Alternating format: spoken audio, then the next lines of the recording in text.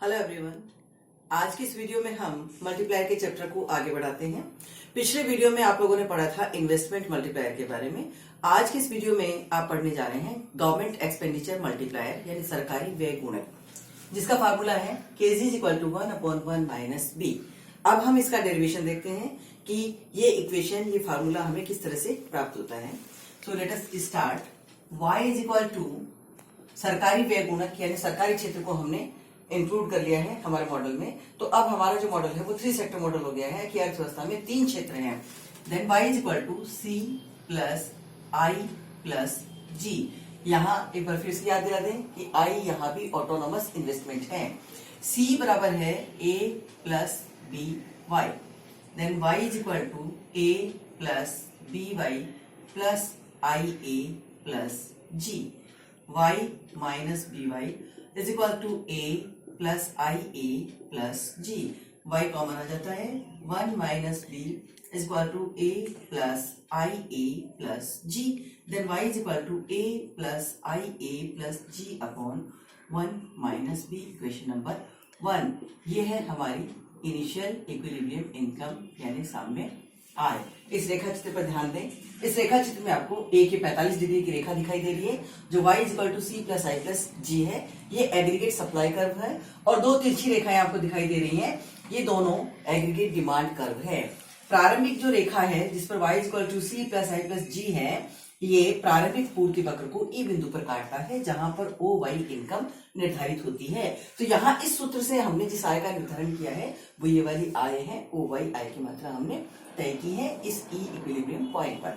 अब हम देखते हैं कि यदि सरकारी व्यय में परिवर्तन हो जाता है, यदि सरकारी व्यय को बढ़ा दिया जाता है तो इसे बढ़ाने पर राष्ट्रीय आय में भी वृद्धि होती है। वो वृद्धि किस प्रकार से होती है और कितनी मात्रा में होती है।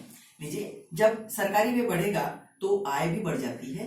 तो आय हो जाएगी y + डेल्टा y बराबर a + by। अब क्योंकि आय बढ़ गई इसलिए उपभोग में भी वृद्धि हो जाएगी। b delta y plus ia + g + delta g। y - by plus delta y minus b delta y equal to a + ia + g + delta g। यहाँ y कॉमन आ गया 1 - b और यहाँ डेल्टा y कॉमन आ जाता है 1 - b बराबर a + ia + g + delta g। हम इसे इस तरह भी लिख सकते हैं y + डेल्टा y और 1 - b is equal to a + ia + g + delta g। इसे हम आगे इस तरह से लिख सकते हैं a + ia + g upon 1 - b plus delta g upon 1 - b। ये हो गई इक्वेशन नंबर 2, यानी ये हमारी नई साम्य आय है। अर्थात हम इस y1 पॉइंट की बात कर रहे हैं कि जब सरकारी व्यय में वृद्धि हो जाती है तो ये एग्रीगेट डिमांड कर्व ऊपर की तरफ शिफ्ट हो जाता है।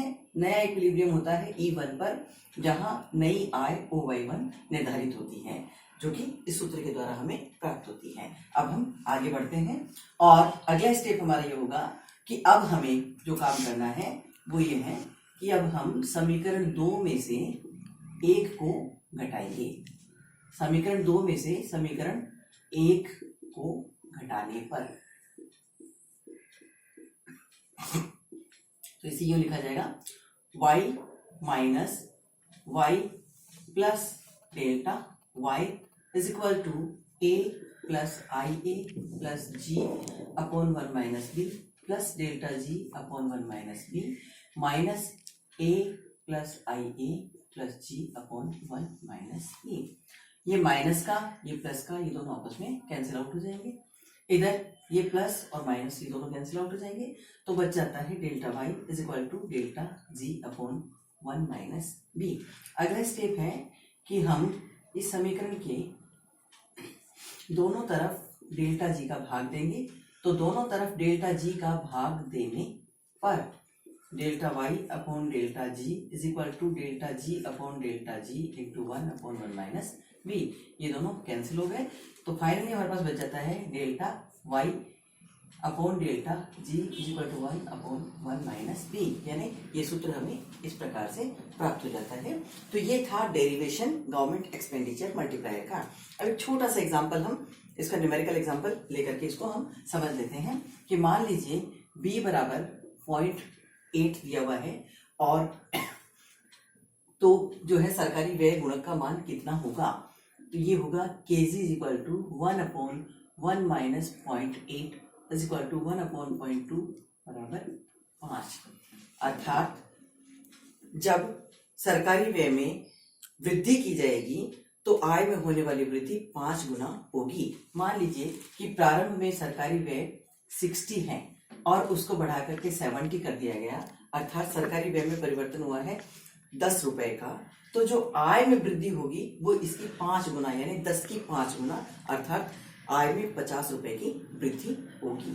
तो इस तरह आपने देखा कि ये सरकारी व्यय गुणक, जिसका भी वही सूत्र होता है जो कि विनियोग गुणक का सूत्र है। Thank you.